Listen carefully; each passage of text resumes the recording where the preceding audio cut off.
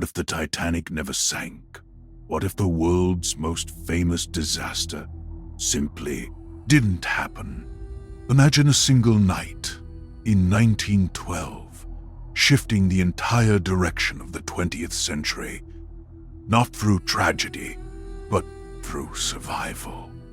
The Titanic arrives safely in New York, its unsinkable legend intact, its flaws quietly ignored. But soon, engineering weaknesses begin to surface, governments panic, and a global chain reaction unfolds. Political tensions shift, technology advances differently, industries transform, and the ship itself becomes a living symbol of human pride, risk, and reinvention. This 2-hour alternate history documentary explores a world shaped by the survival of a ship. Each era reveals how the Titanic's continued existence influences culture, politics, media, economics, and global events, from pre-WI optimism to Cold War propaganda to modern tourism.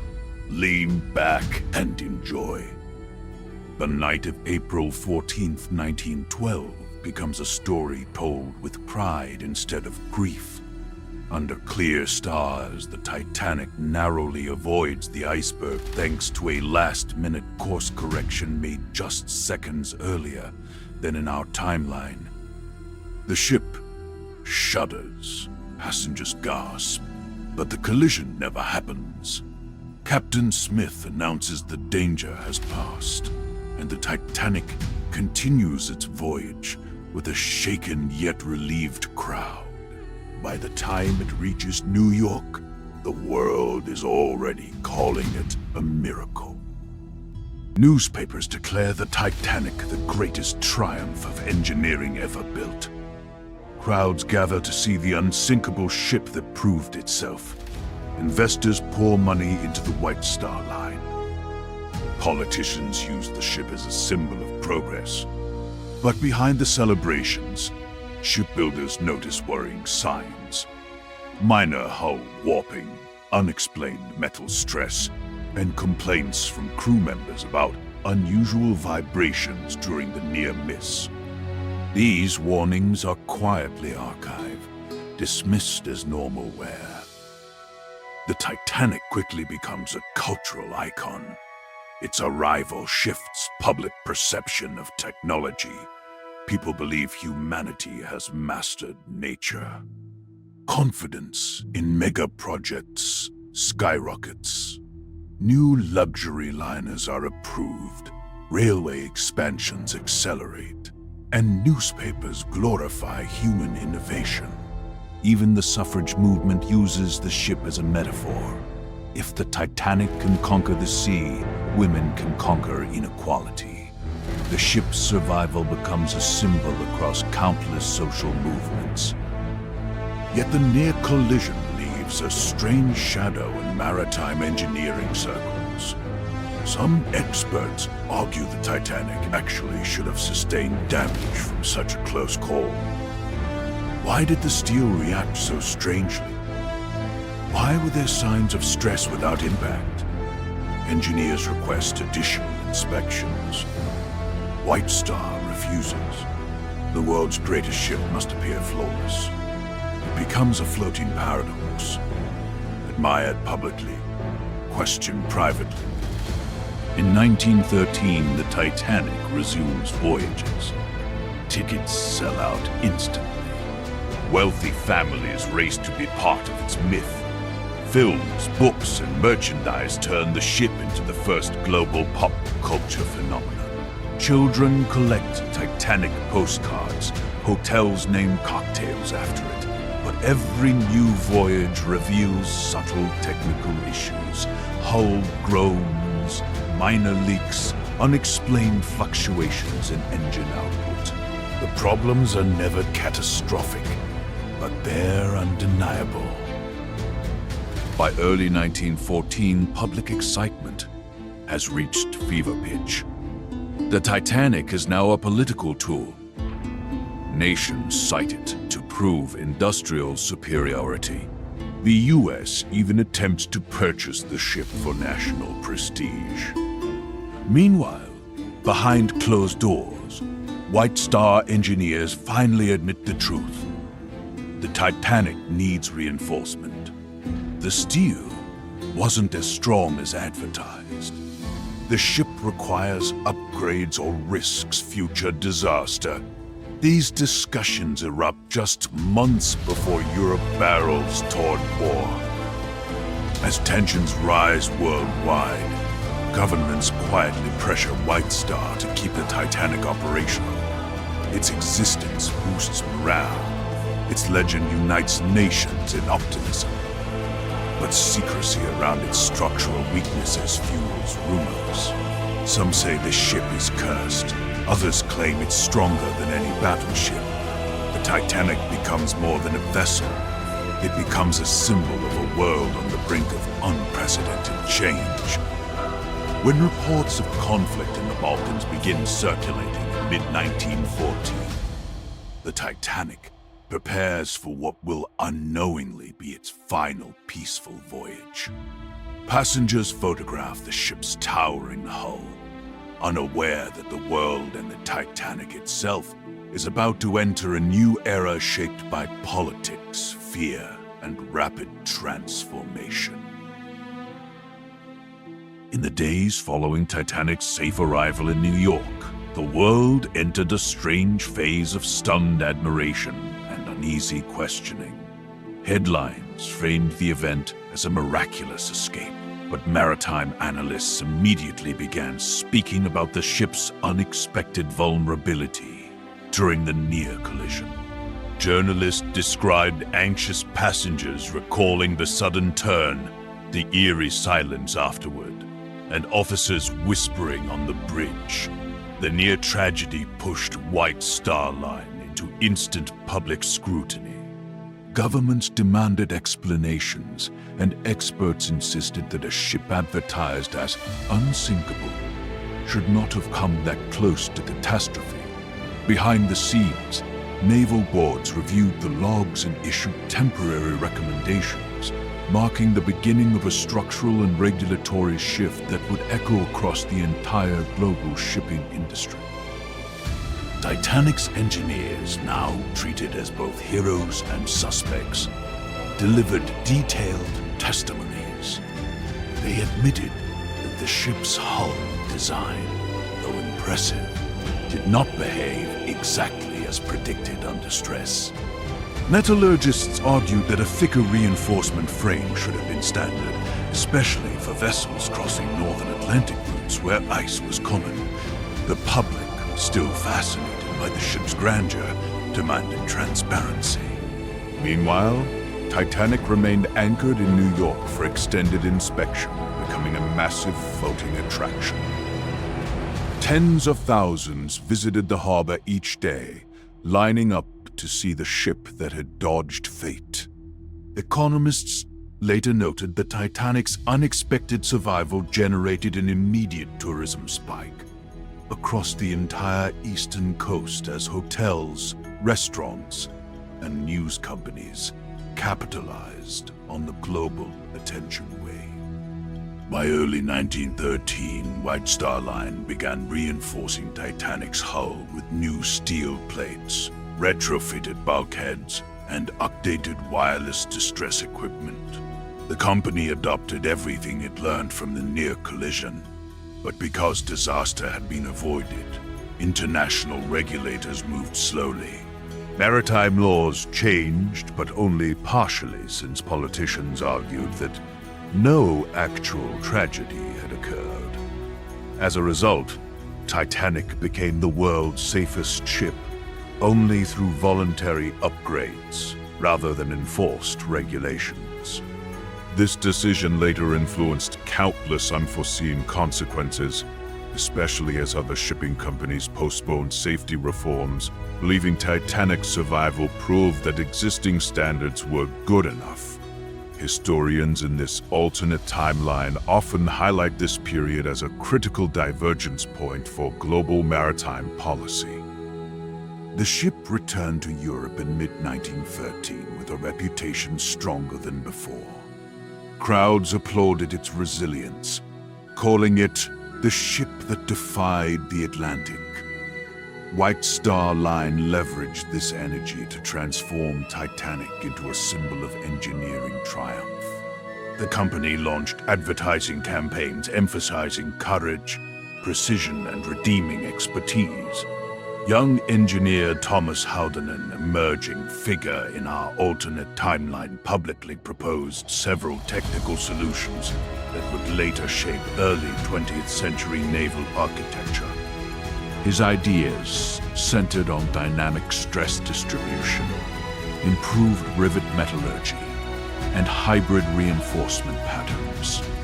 In this version of history, Howden's rise becomes directly tied to Titanic's survival, influencing industrial conferences throughout 1914.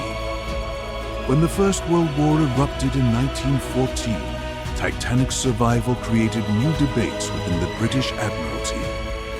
Military strategists considered whether large passenger liners could serve auxiliary roles in wartime. But in this alternate world, Titanic's reinforced hull and enormous public symbolism caused officials to avoid risking her in conflict.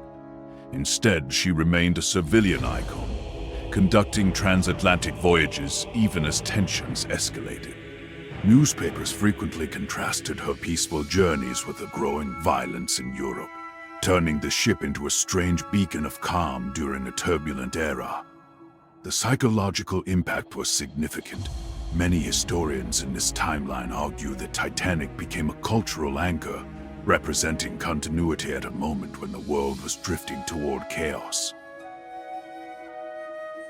What would happen if the world entered its deadliest conflict with the Titanic still sailing fully upgraded, globally admired, and technologically influential? What shifts when a symbol of invincibility becomes a moving piece on the world's geopolitical chessboard? The outbreak of World War I in 1914 arrives with every major power scrambling for naval advantages. In this alternate timeline, the Titanic is no simple passenger liner. It is a floating marvel, enhanced after early engineering flaws were discovered in 1913 and reinforced with stronger steel frames, improved bulkheads, and faster wireless systems. These upgrades were a direct response to structural weaknesses uncovered during routine Atlantic operations. Engineers realized the original design was not as indestructible as once believed. Instead of disaster, these discoveries led to innovation. By 1914, Titanic is considered the safest vessel ever constructed, though still imperfect, still evolving, still improving with each modification. The ship becomes a symbol not of arrogance, but of human adaptability. The press calls it the unsinkable that learned. And nations pay attention.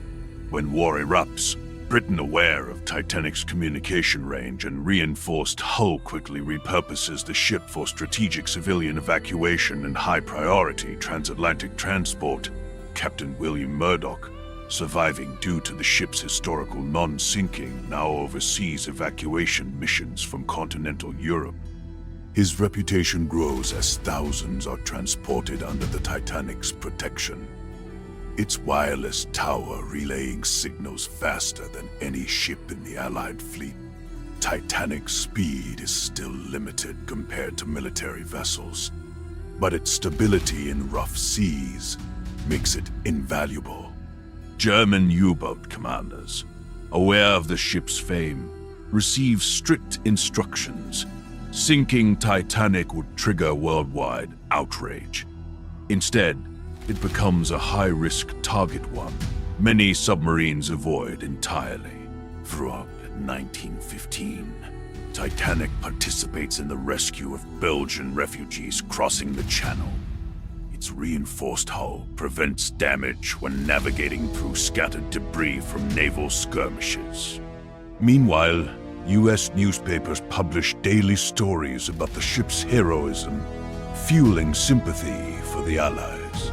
When the Lusitania sinks in May 1915, Titanic's survival becomes a political weapon. If the Lusitania had Titanic's upgrades, headlines read, "Thousands might still live." This narrative intensifies pressure on American leaders. The public begins questioning German aggression more aggressively. Titanic becomes a symbol of what responsible engineering can achieve, and what its absence can destroy. In late 1915, Britain considers using Titanic as a diplomatic vessel for high-level talks between the US and Allied envoys. Because of its prestige and global recognition, diplomats believe the ship provides neutral psychological ground. Meetings held in its first-class dining room shape early negotiations about American involvement, long before the Zimmerman telegram shifts public opinion in the original timeline.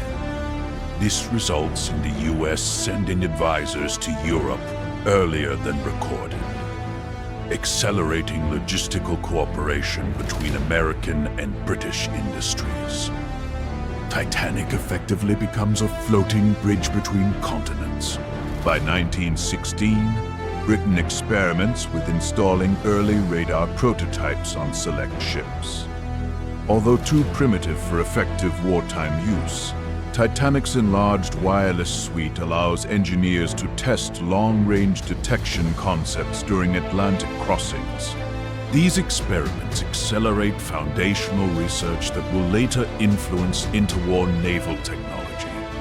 Titanic's passenger decks continue operating, but are adapted to include secure storage for encrypted communication devices and war-critical cargo. Civilians still board. The ship doubles as a controlled corridor for transporting valuable information across the Atlantic. In 1917, when unrestricted submarine warfare begins, German U-boats face a political dilemma. Targeting the Titanic could tip neutral nations into full Allied commitment. Thus, Titanic becomes the safest ship on the Atlantic not by speed or stealth, but by political consequence. During one patrol in early 1917, U-boat U-109 encounters Titanic in fog. The captain, aware of international pressure, hesitates. His logbook states simply, "Unsinkable Titanic sighted," avoiding engagement to prevent diplomatic catastrophe. This single decision prevents a crisis that could have escalated American intervention even faster and more violently. Throughout 1917 and 1918, the Titanic continues transporting materials and passengers between Halifax, Liverpool, and New York. Its reinforced hull proves vital when navigating ice-heavy waters during unusually harsh winters. The upgrades added after 1912 steel strengthening, improved bulkhead seals, and enhanced wireless antenna arrays keep the ship functional and modern even as wartime engineering evolves rapidly. By the end of the war, Titanic has completed dozens of missions. It survives shell fragments, harsh storms, mechanical stress, and dangerous waters, not because it was perfect, but because it was improved, tested, and constantly upgraded. Its legacy becomes something greater than the unsinkable myth. Instead, it becomes the ship that adapted to survive history's deadliest era. By 1918, the Titanic is not just a vessel, it is a symbol of Allied endurance, technological evolution, and the idea that learning from near disaster can change the direction of nations. The ship sails into the post-war world, not as a luxury liner, but as a living monument. A reminder of how close humanity came to losing it, and how its survival reshaped a global conflict. What if the world entered the 1940s with a living symbol of resilience, still cutting across the Atlantic, an unsinkable maritime legend, whose survival continued shaping politics, industry, and culture at the height of humanity's most turbulent decade?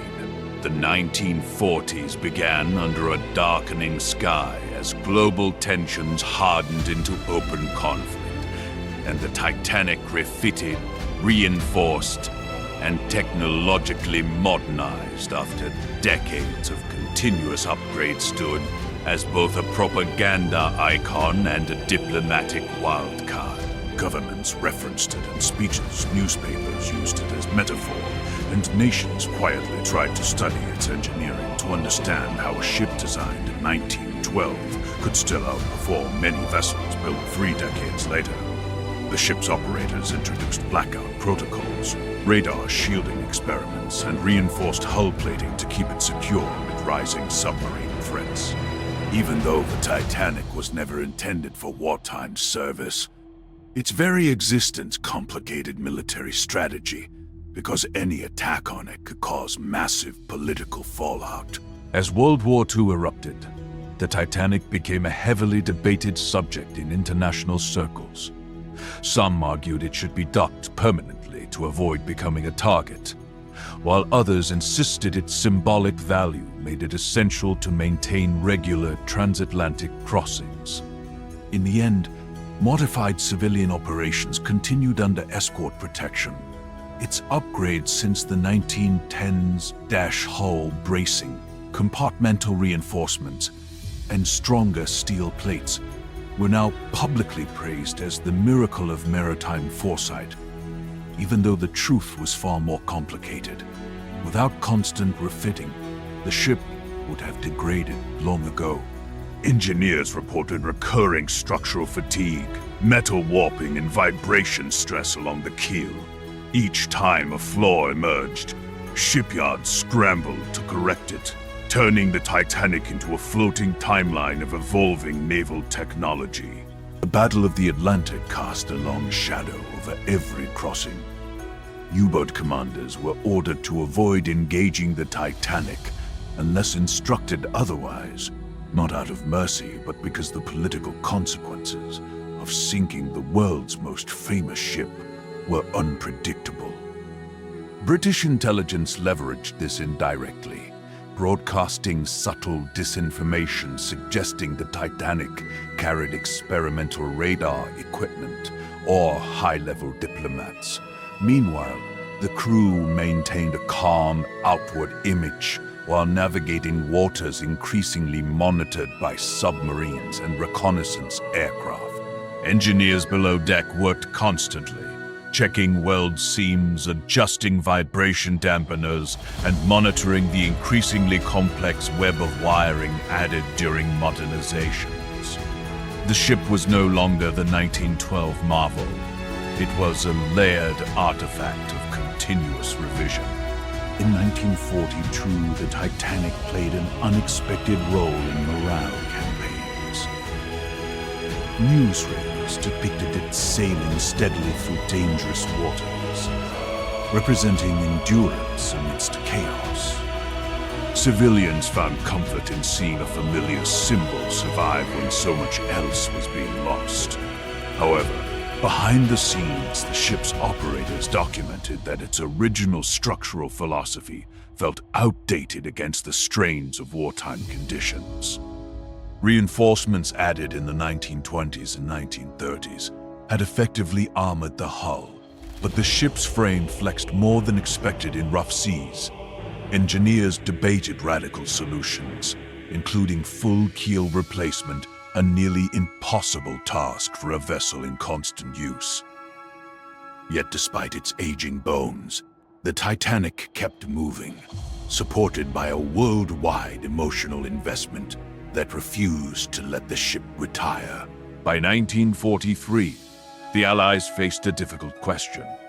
Could the Titanic be used for special missions without risking catastrophic backlash if something went wrong? Ultimately, they avoided official military deployment, but quietly used the ship for discreet personnel transfers, taking advantage of its heavy public visibility to mask the movement of certain individuals. Meanwhile, public fascination intensified as photographs of the Titanic navigating convoy routes circulated globally. The ship's survival became a symbol of technological determination, reinforcing Allied narratives of perseverance. Even so, naval architects studying wartime losses recognized that, without constant investment, older vessels quickly failed under modern threats. This realization fueled debates about whether the Titanic should be permanently preserved after the war instead of remaining an active liner. When D-Day preparations accelerated, the Titanic was strategically relocated to safer routes, reducing exposure to U-boats and mines.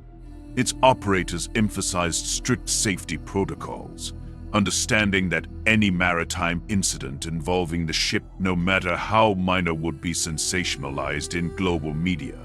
During this time, structural inspectors identified critical tension hotspots beneath the bow, where decades of retrofits created uneven stress distribution.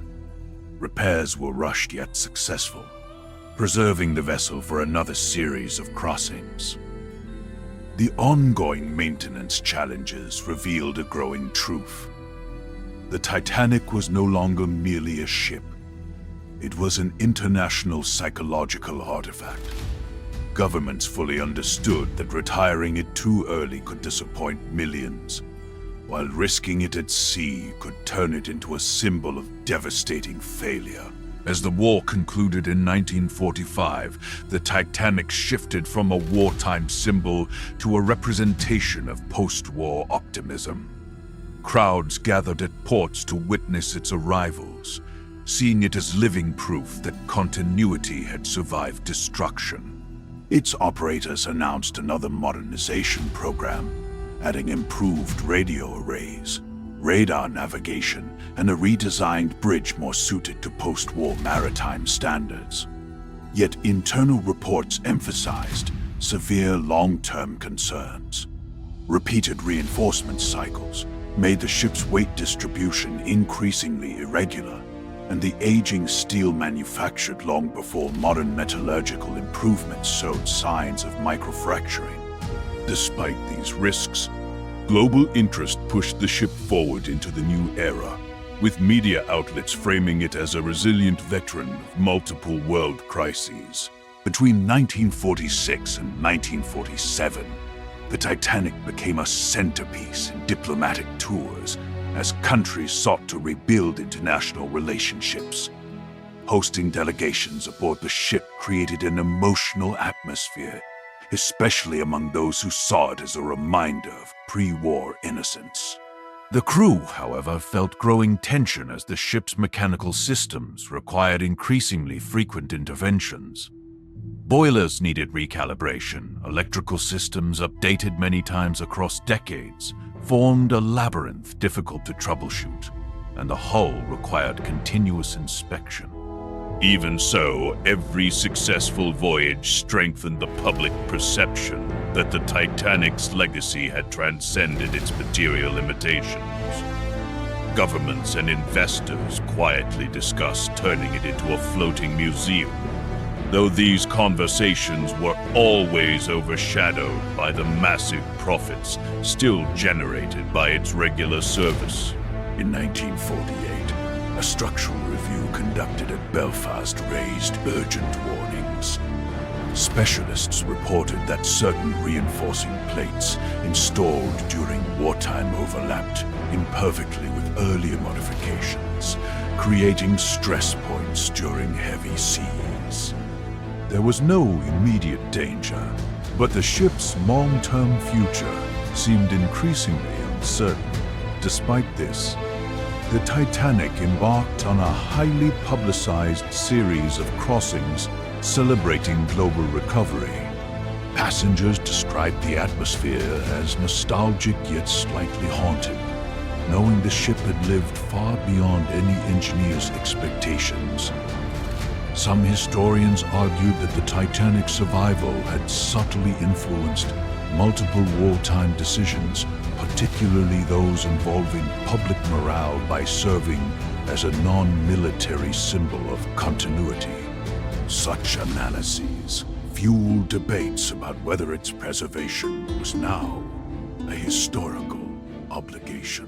By 1949, the Titanic's operators established a new maintenance framework focused on simply keeping the vessel safe and functional rather than attempting further performance upgrades. Engineers warned that the ship's internal geometry, altered repeatedly over nearly 4 decades, limited how much more reinforcement it could accept. Still, demand for transatlantic travel surged, and the Titanic consistently sold out every voyage. Its survival story resonated strongly in a world rebuilding from ruin, leading to documentaries, news features, and public celebrations. Yet behind the scenes, experts recognized the impending crossroads. Either the Titanic would finally be preserved as a historical monument, or continued operation would eventually push the aging structure beyond what repairs could safely manage. In 1950, international committees convened to evaluate the future of the Titanic. Representatives from multiple nations argued that its cultural significance had become global, transcending its British origins. Engineers presented detailed analyses showing that while the ship remained seaworthy, its structural integrity would decline more rapidly in coming years unless radical interventions were made. Proposals included converting it into a stationary museum, retrofitting it with modern lightweight alloys, or creating a hybrid preservation operation model. Politicians understood that whatever decision was made would shape public sentiment for decades. The Titanic had become something beyond maritime engineering. It had become a shared emotional legacy, anchored to the 20th century's defining events. Public pressure grew worldwide, with newspapers publishing editorials urging governments to protect the ship that the world refused to lose. Maritime unions expressed concerns about crew safety, emphasizing that the vessel's aging structure demanded constant attention from highly skilled specialists. Meanwhile, tourism boards highlighted the Titanic's unmatched drawing power, arguing that converting it into a museum could transform any host city into a cultural hub. The debate captured global attention, sparking radio discussions, academic papers, and even artistic portrayals.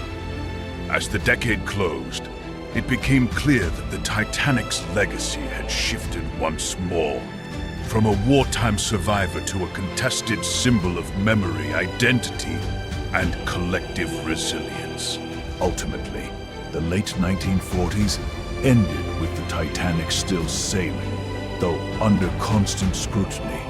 Engineers recommended increased docking periods, while cultural institutions pushed for historical preservation status.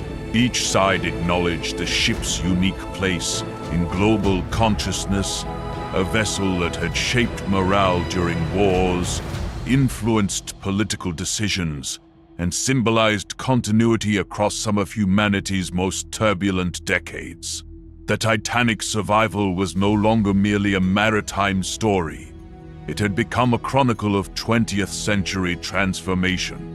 As the ship prepared for the new challenges of the 1950s, the world waited anxiously to see whether it would finally be retired, heavily modified, or pushed forward into yet another era it was never designed to witness.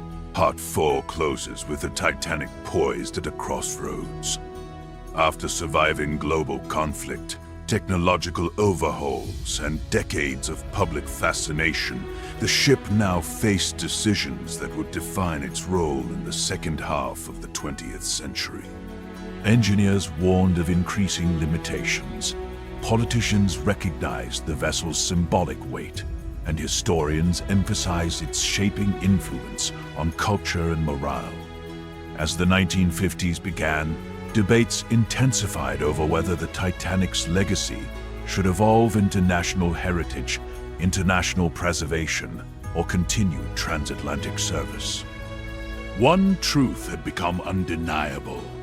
The Titanic, unbroken by time or turmoil, had transformed from a ship into a living narrative. One the world was not ready to let end.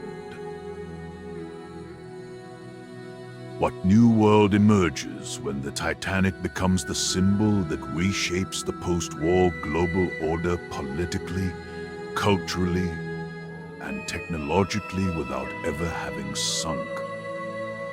In the early 1950s, the world tries to rebuild after the devastation of World War II, but the presence of the Titanic adds a strange sense of continuity to an age defined by disruption. When the ship docks in New York for its first peacetime anniversary crossing since 1939, thousands gather not just to celebrate a vessel, but to honor the idea that human ambition can survive even the harshest storms. Newspapers frame it as the unsinkable witness of the century, and suddenly the Titanic becomes a living reminder of stability in a world that desperately needs it. Historians begin publishing books about how the preserved ship shaped cooperation between nations during wartime, and veterans speak about how seeing the liner on the front lines, it becomes both a relic and a rallying point. By 1952, engineers confront a difficult truth. Repeated upgrades over the decades kept the ship operational, but the structure beneath the enhancements is still a product of 1912. Early steel fatigue tests reveal microfractures deep within the hull, invisible to the eye, yet dangerous in the long term. Instead of hiding the problem, the White Star Cunard leadership uses it to justify a new modernization program. Governments agree to fund safety initiatives because losing the Titanic now would feel like losing a symbol of global resilience. The Refit project becomes one of the first international engineering collaborations of the post-war Western world, involving British, American, Canadian, and French specialists.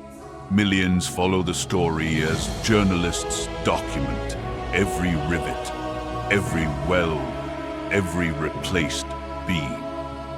Culturally, the 1950s shift as the ship re-enters pop culture. Hollywood launches a new wave of films, not about disaster, but about the ship that kept history afloat. One movie follows a fictionalized crew during wartime. Another imagines the Titanic as a symbol of peace bridging continents. Schools add chapters about its survival to history books, using it to teach students about engineering, cooperation, and the unpredictability of technological progress. Meanwhile, young people growing up in the 1950s see the ship not as an artifact, but as an active part of their world, a legendary giant that still crosses the Atlantic. Tourism skyrockets as families save for years to book a voyage, turning it into a rite of passage similar to visiting iconic national monuments. Behind the scenes, Cold War tensions influence the ship in unexpected ways. As competition between the United States and the Soviet Union escalates, analysts start viewing the Titanic as a soft power tool. The West uses its ongoing preservation as a demonstration of engineering competence and cultural continuity. Soviet newspapers mock this, calling the ship floating nostalgia. Yet secretly their engineers study the refit data. When the Titanic makes a symbolic voyage to Canada in 1955, US politicians deliver speeches on board about freedom crossing the ocean, turning the liner into a political stage. Journalists note how strange it feels to watch a ship built before World War I become part of the messaging strategy for a nuclear age. The ship's economic impact grows dramatically. Post-war shipyards, struggling to maintain steady work, receive contracts for upgrades, inspections, and component manufacturing tied directly to Titanic maintenance. Thousands of workers benefit. European cities recovering from wartime destruction rely on the steady employment from these projects. At the same time, tourism-driven coastal economies boom whenever the Titanic docks. Liverpool, Belfast, New York, Halifax all see surges in hotels, restaurants, and entertainment industries built around the ship's mythos. It becomes the world's most reliable economic engine that isn't a factory, airport, or port. Economists even nickname the effect the Titanic stimulus. By the late 1950s, sonar and radiography technologies improve enough for engineers to fully map the hull's internal condition. They discover that earlier reinforcements slowed deterioration but didn't halt it. The ship must undergo a more radical overhaul, one that effectively replaces 40% of its original structure. Purists protest, arguing that removing so much of the original metal erases its authenticity. But most of the public supports the upgrades. They want the ship to survive, even if that means evolving it. So, between 1957 and 1959, it undergoes the largest refit in maritime history. The process becomes a televised event, drawing more viewers than some sports broadcasts. During the refit, archaeologists treat removed original components like ancient artifacts. Museums begin bidding for pieces of Titanic steel, woodwork, and machinery. Exhibitions attract massive crowds, and soon, Titanic memorabilia becomes a global industry. People collect small, certified fragments the same way others collect coins or stamps. This cultural phenomenon helps embed the ship deeper into national identities. For Britain, it symbolizes craftsmanship. For America, perseverance. For Canada, shared Atlantic heritage. No other surviving vessel gathers this level of cultural weight. During the refit, archaeologists treat removed original components like ancient artifacts. Museums begin bidding for pieces of Titanic steel, woodwork, and machinery. Exhibitions attract massive crowds, and soon, Titanic memorabilia becomes a global industry. People collect small, certified fragments the same way others collect coins or stamps. This cultural phenomenon helps embed the ship deeper into national identities.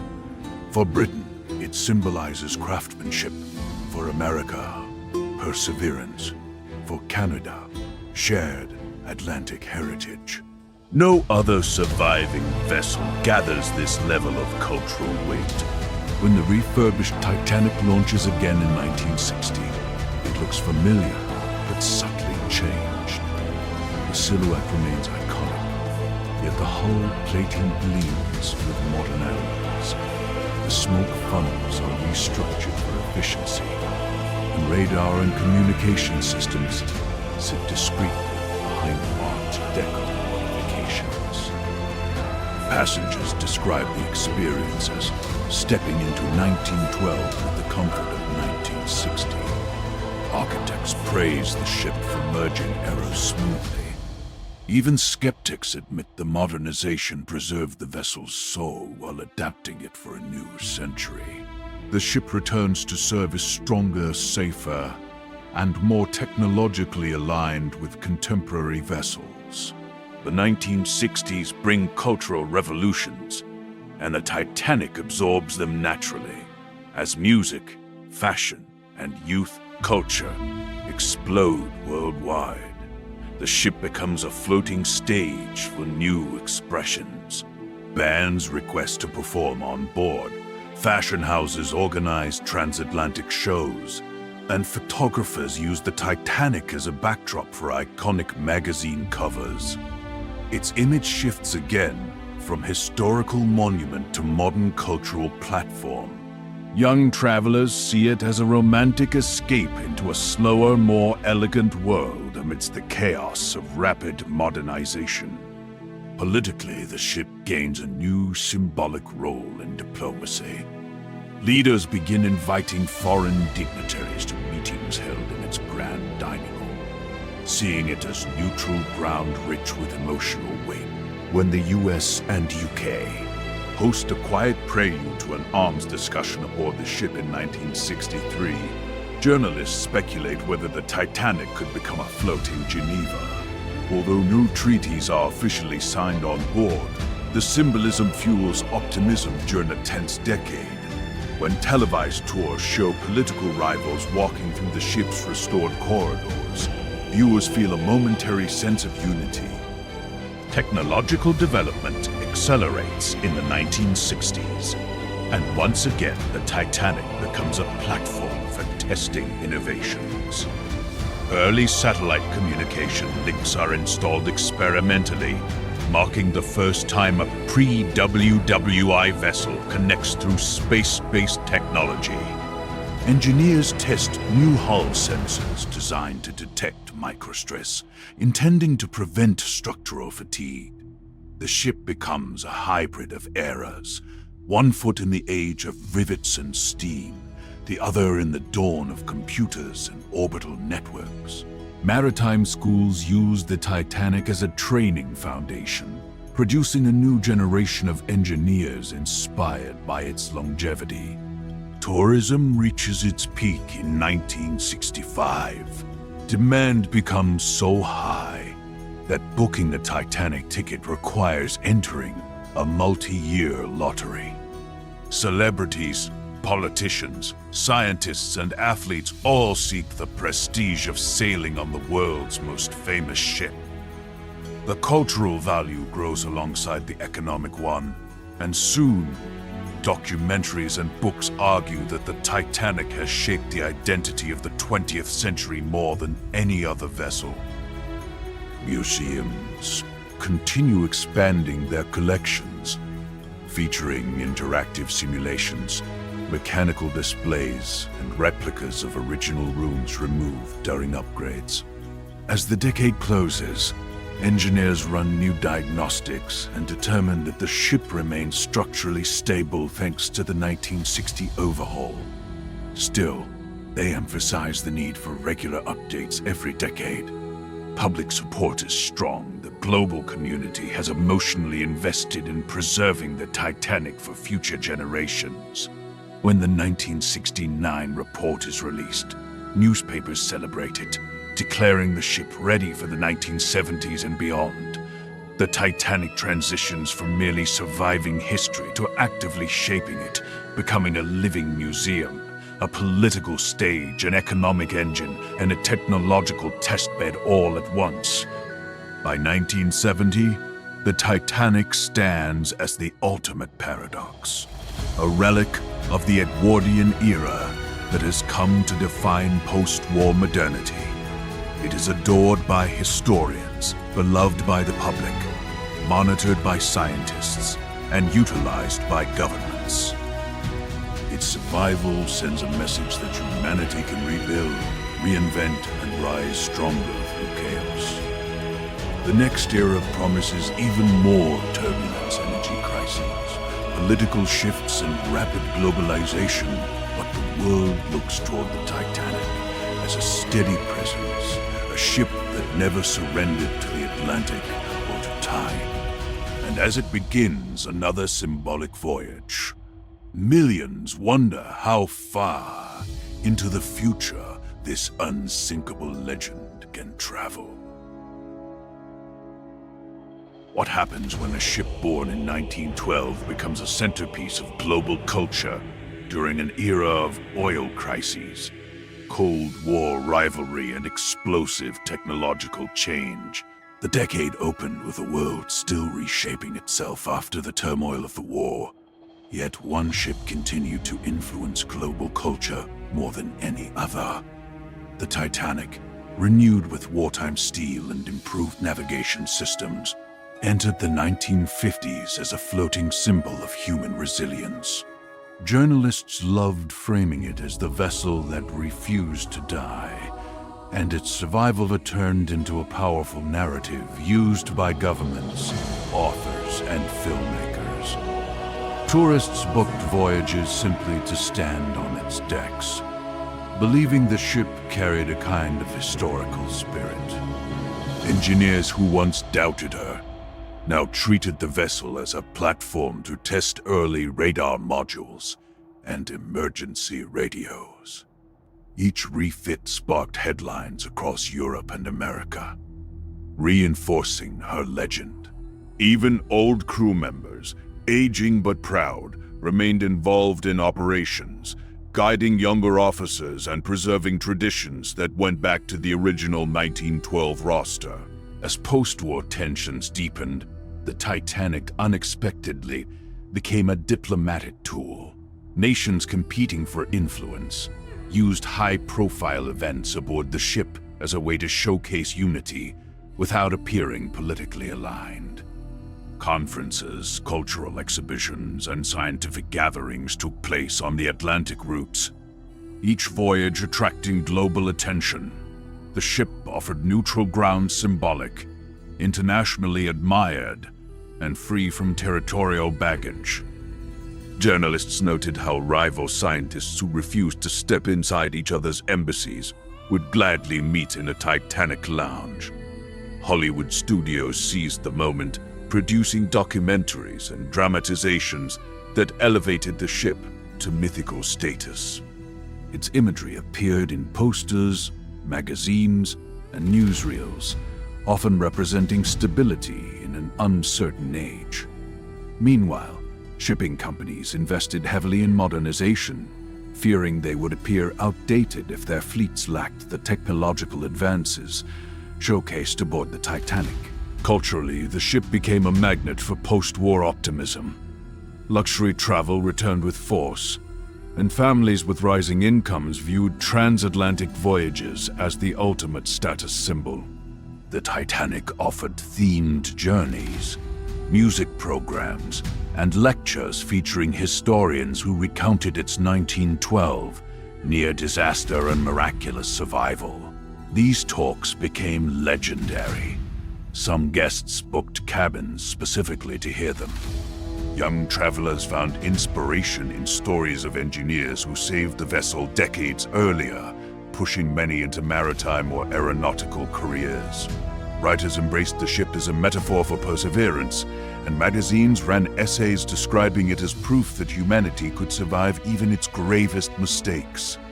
As television became mainstream, interviews with the crew reached millions, further amplifying the ship's appeal. By mid-decade, its name ranked among the most recognized symbols on Earth, rivaling ancient monuments and modern skyscrapers. Economically, the Titanic shaped migration and trade patterns. With air travel still expensive, the renewed liner offered reliable, culturally rich passage for thousands traveling between Europe and North America. Merchants favored its predictable schedules, knowing the ship seldom experienced mechanical issues, thanks to constant inspections and refits. Ports hosting the Titanic gained prestige and investment, triggering local construction booms. Hotels expanded, restaurants upgraded, and markets thrived on the steady influx of international travelers. Economists labeled the effect the Titanic Cascade, describing how the ship's arrival stimulated entire regional economies. Governments took note and offered incentives to host major events aboard the vessel. Cruise companies tried replicating the model by introducing thematic voyages, but none matched the Titanic's historical magnetism.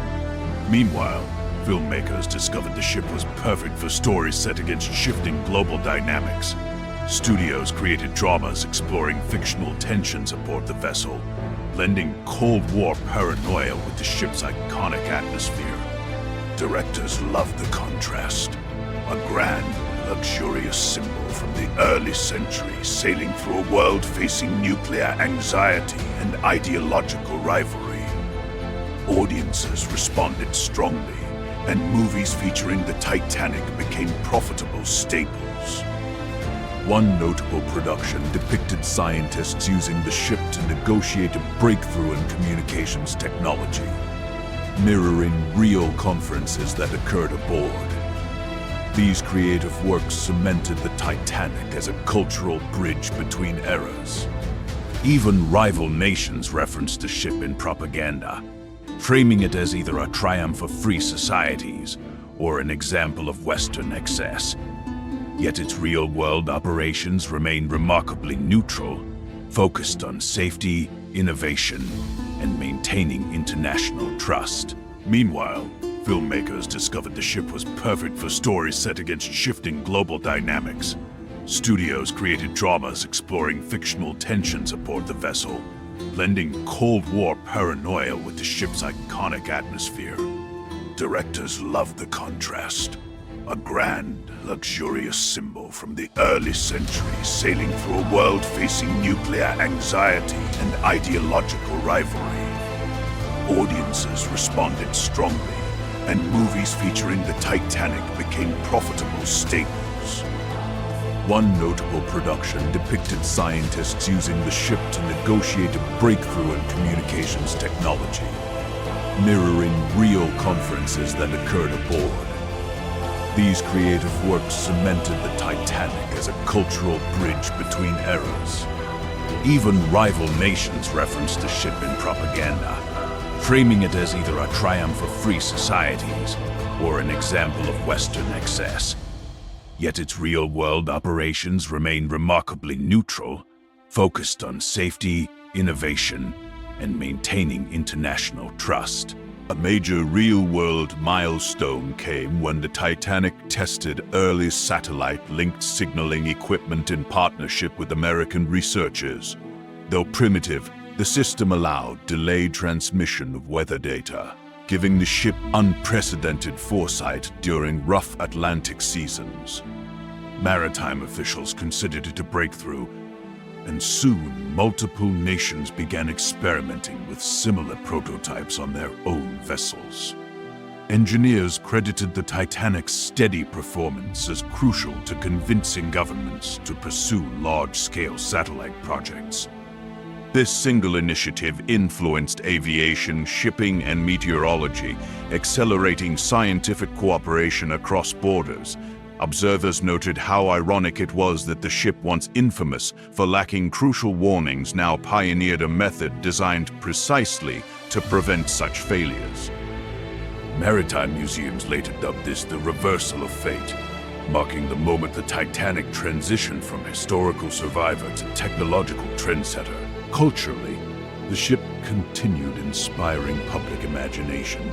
Children collected Titanic trading cards, adults purchased commemorative items, and universities hosted lectures about its symbolic evolution. Survivors of the 1912 incident, though elderly, occasionally appeared at events, drawing emotional reactions from crowds who viewed them as living links to a rewritten past. These appearances became rare but highly celebrated, reinforcing the vessel's aura. The ship hosted musical festivals and charity voyages, including one notable fundraiser that supported reconstruction efforts in multiple European cities. Newspapers described these events as floating reunions of the world, reflecting the ship's extraordinary ability to gather people from diverse cultures. Designers studying the Titanic's blend of historical charm and modern upgrades used it as inspiration for contemporary architecture, especially in hotels and civic centers, aiming to evoke timeless elegance. Despite its popularity, engineers warned that the Titanic could not rely indefinitely on its post-war modifications. Age would eventually challenge the hull, and new materials were required to preserve structural integrity. Extensive testing revealed that while the reinforced sections remained strong, original components suffered from metal fatigue. Plans were drafted for a major overhaul that would replace entire internal frameworks with modern alloys. Some argued the ship should retire gracefully and become a museum, but public attachment made this politically difficult. Instead, a hybrid approach emerged. The Titanic would remain operational, but undergo staged structural renewal. Each update attracted international media coverage, turning maintenance periods into televised events. The ship thus became more than a vessel. It transformed into a long-term engineering project that symbolized the ongoing evolution of maritime technology. By the end of the decade, the Titanic had influenced global culture, diplomacy, economics, and scientific innovation. It served as a meeting ground during the early Cold War, a platform for technological experimentation, and a symbol of continuity in an era defined by rapid change. The world viewed the ship not as a relic, but as a living participant in modern history. Its reputation as the liner that survived disaster and adapted to every decade gave it unmatched narrative power. As the 1960s approached, planners envisioned new routes, new technologies, and expanded roles for the vessel.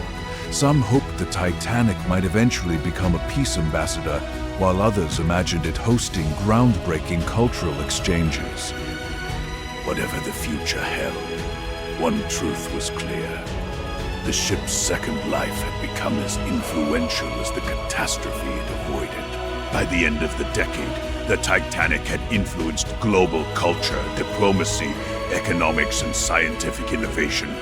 It served as a meeting ground during the early Cold War, a platform for technological experimentation, and a symbol of continuity in an era defined by rapid change.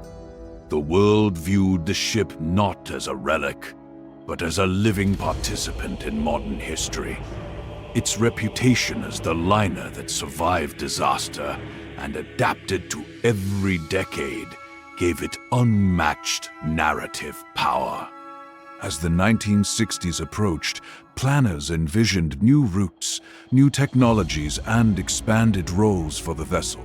Some hoped the Titanic might eventually become a peace ambassador, while others imagined it hosting groundbreaking cultural exchanges. Whatever the future held, one truth was clear. The ship's second life had become as influential as the catastrophe it avoided. What if the unsinkable legend reached the new millennium still alive? That question returned full force in 2000, when global tourism exploded and iconic experiences became a cultural currency. The Titanic, now a floating museum-hotel hybrid, felt like a bridge between centuries. People saw it not just as history, but as proof that human engineering could defy catastrophe. In a world recovering from the tension of Y2K and rapidly shifting into the digital era, the ship's continued presence shaped how societies viewed risk. Articles, documentaries, and school programs used the Titanic as a symbol of perseverance, pushing the idea that preparation prevents disaster. Yet pressure increased. Modern safety standards changed fast, and experts warned that the upgraded structure still, partly born from 1912, steel was being tested by time in ways no one could ignore. By 2005, the ship's cultural role had evolved again. After major repairs and reinforcement phases during the early 2000s, the Titanic became a centerpiece in international debates about heritage preservation.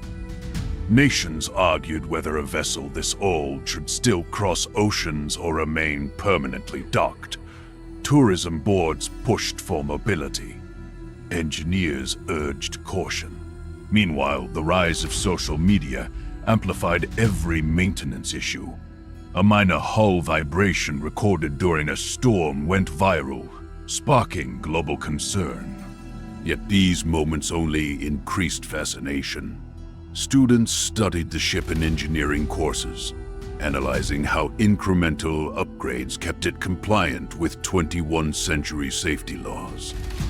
Maritime organizations even developed new inspection systems, inspired by the Titanic's longevity, shaping the future of ship regulation without the tragedy that once defined it.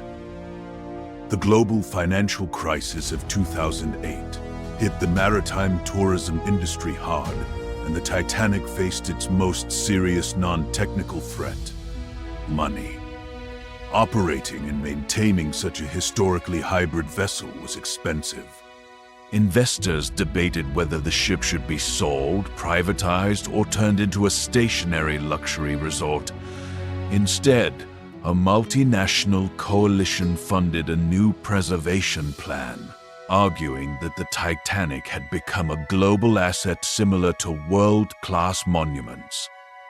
This move stabilized the ship's future and launched a restoration program using early smart sensor systems. These sensors monitored stress points across the hull, catching issues long before they became dangerous. Ironically, the same economic downturn that broke countless companies pushed the Titanic into a new era of international cooperation and innovation, reinforcing its legend once more. During the 2010s, the Titanic experienced a renaissance. The rise of streaming platforms filled the internet with documentaries, reimagined dramas, and timelines exploring how the ship transformed the 20th century without sinking. It became a cultural touchstone, not of tragedy, but of resilience. Tourism soared, especially after the 2012 centennial celebrations, where the ship hosted a massive historical exhibition marking 100 years since the disaster that never happened. Engineers revealed details of long-term weaknesses discovered back in the 1920s and 1930s, explaining how each decade brought new reinforcements that kept the vessel operational. This transparency built trust. The Titanic wasn't flawless. It was functional because generations refused to neglect its vulnerabilities. By 2015, environmental concerns dominated maritime conversations. The Titanic underwent another major upgrade, this time focused on emissions, fuel efficiency, and wake reduction technology. It transitioned toward hybrid engines, becoming a floating case study in how aging infrastructure could adapt to climate-driven regulations. Environmentalists surprisingly praised the ship. Its survival illustrated the benefits of continuous maintenance versus mass production of new vessels. Younger audiences raised in a sustainability-focused world embraced the Titanic as a symbol of responsible innovation rather than outdated nostalgia. For the first time, the ship mattered not just historically, but ethically. When global travel shut down in 2020, the Titanic faced the quietest period in its post-1912 existence. Docked for safety, it became a ghostly, silhouetted image shared widely during lockdowns. People saw it as a reminder of endurance. Engineers used the downtime to conduct the most detailed structural assessment in decades. They confirmed the inevitable truth. The ship's earliest steel sections had reached the limits of safe operation. But instead of retiring the vessel, governments approved a massive preservation blueprint. The Titanic was to remain a functional monument, permanently stationed but fully accessible. This decision marked the official end of its sailing career, but not its relevance. As the world reopened in 2021, the Titanic drew record visitors. People were hungry for meaning after a global crisis, and the ship delivered it. Exhibits showcased the evolution of its technology, including the once-hidden flaws in the original 1912 material that forced so many upgrades. Families toured the corridors, knowing that past generations had shaped the ship's survival. The narrative shifted. The Titanic wasn't a relic. It was a timeline. Each metal plate represented a decade of human learning. And unlike the countless monuments frozen in time, the Titanic had lived through history rather than simply witnessing it. 2023 brought new discussions. Should the Titanic be fully reconstructed with modern materials to preserve the original form indefinitely? Preservationists argued that replication would erase the vessel's soul. Scientists insisted that without further enforcement, the remaining original sections would eventually fail. The compromise: careful replacement only where absolutely necessary, retaining as much legacy material as possible. This hybrid preservation approach spread worldwide, influencing policies for historical ships, bridges, and industrial landmarks. The Titanic once again shaped global decision-making, just as it had shaped safety laws a century earlier. By 2025, the Titanic stood as the most studied ship in human history. Its survival had influenced engineering standards, tourism economies, environmental policies, and heritage law. It became a symbol of what humanity can achieve when mistakes aren't ignored but corrected piece by piece. Schools taught entire units on the Titanic that lived, examining how each decade forced societies to adapt. And people wondered whether the ship's continued existence said something deeper about the modern world. Not that disasters can be avoided, but that their lessons can be absorbed without waiting for tragedy. Now the Titanic rests permanently, preserved not as a warning, but as a legacy of disciplined progress. It stands at the intersection of history and modern engineering, a monument to persistence. Visitors walk its decks knowing it survived not because it was perfect, but because people refused to let it decline. In an age where everything feels temporary, the Titanic reminds the world that long-term success demands long-term commitment. Its story is no longer about what could have been lost. It's about what humanity chose to protect. If the Titanic had never sunk, the world wouldn't just remember a ship, it would remember the choices that kept it alive. And maybe that's the real lesson. History is shaped not by tragedies, but by the discipline to prevent them. Let the viewers lean back and imagine what else could have survived.